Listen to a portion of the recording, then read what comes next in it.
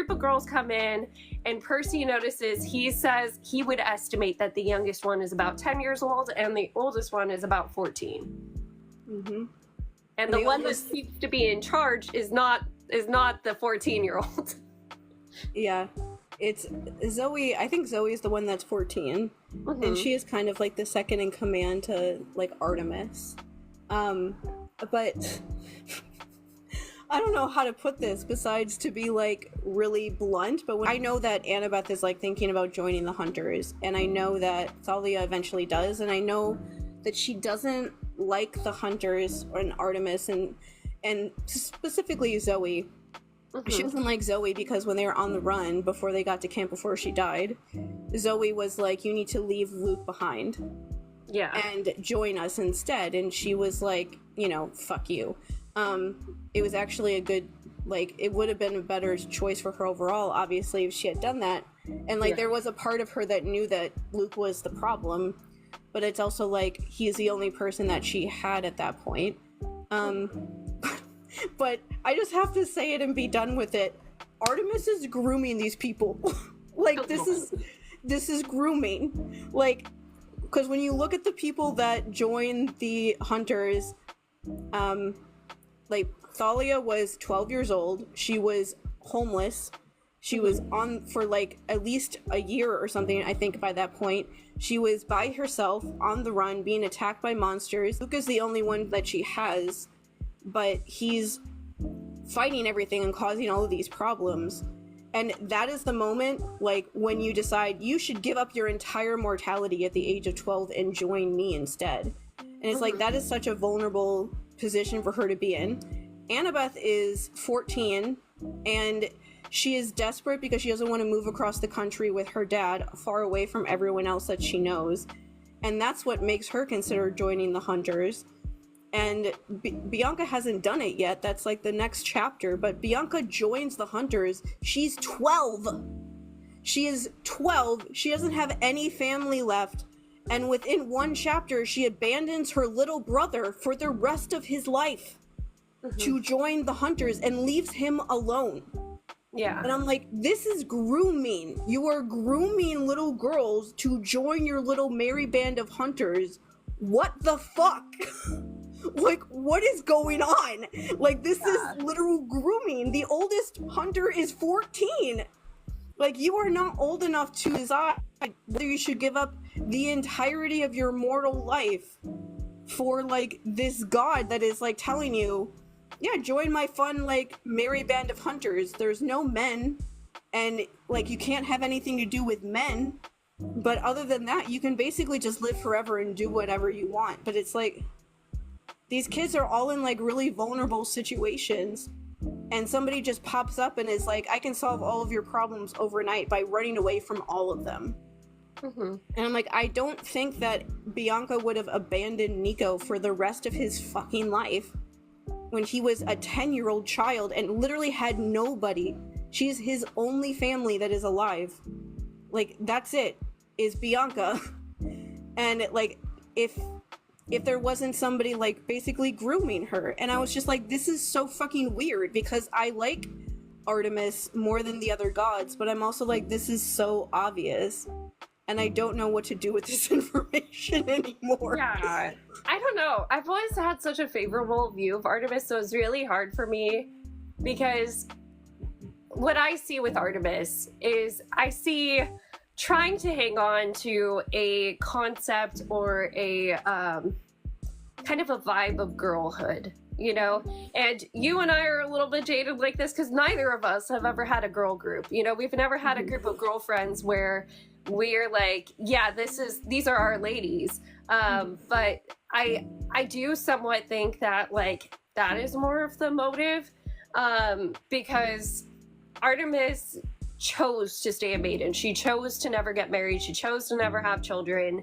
And I do think, yes, she is roping girls in before they realize what that choice means if they take it on themselves. But at the same time, I do recognize that there is the need to protect girlhood, you know, baked within Artemis.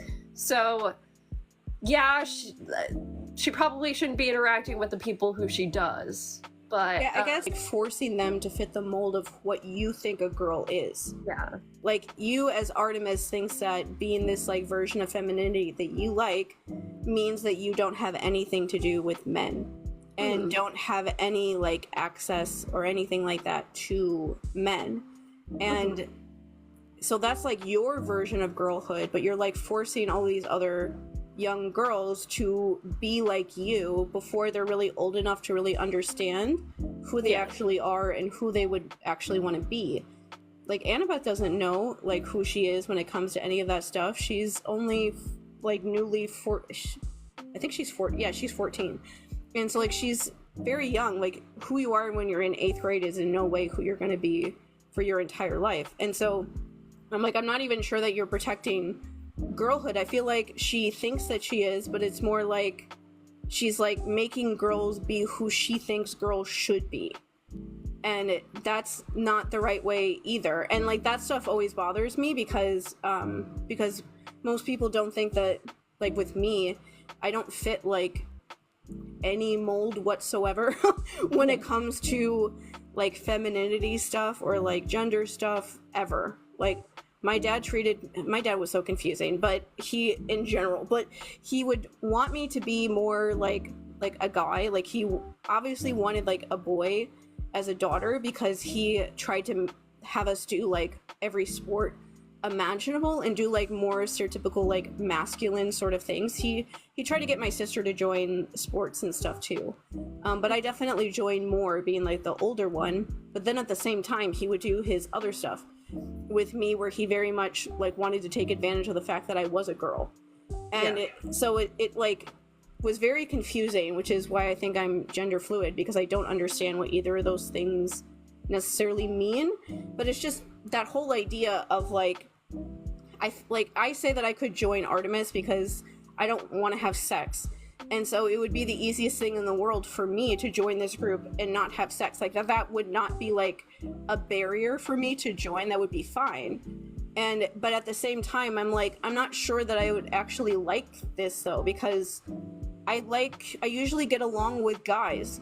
Like growing up, I had a lot of friends that were guys.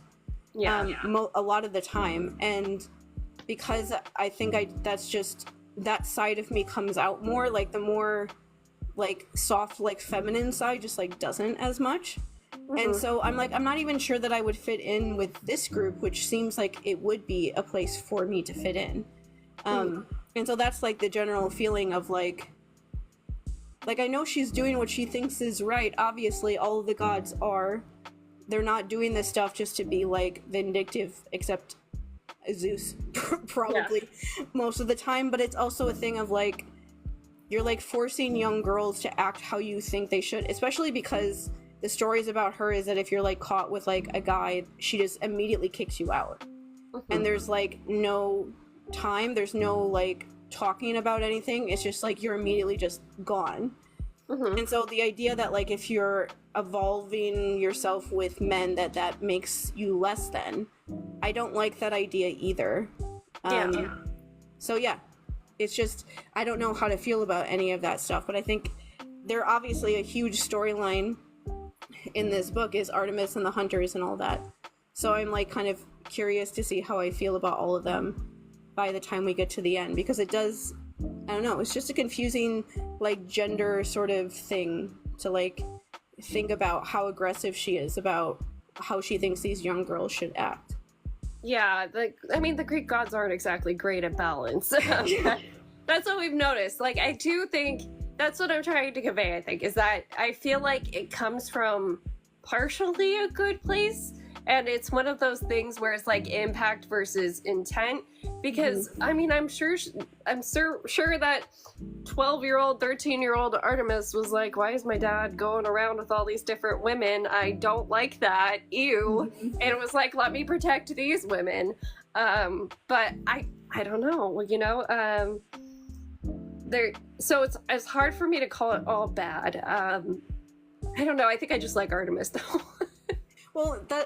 And like that's the thing is like you can, I know I said this in like our grooming episode, but you can groom people thinking that you're doing like a good thing, even if you're not, even if you think you think that you're helping them or being nice to them. Like, people sometimes do those things without realizing that they're doing something that could be harmful. Like, it's not like she's trying to do anything bad, but still, it's the whole thing with, like, the gods in these books is that they see, like, kind of the way that they live their life as, like, above like the human experience and, like, above demigods and things like that. And so she doesn't consider the fact that these kids, like, have entire lives and that those lives are worth, like, wanting to work out, and instead of just giving all of those up to join her instead.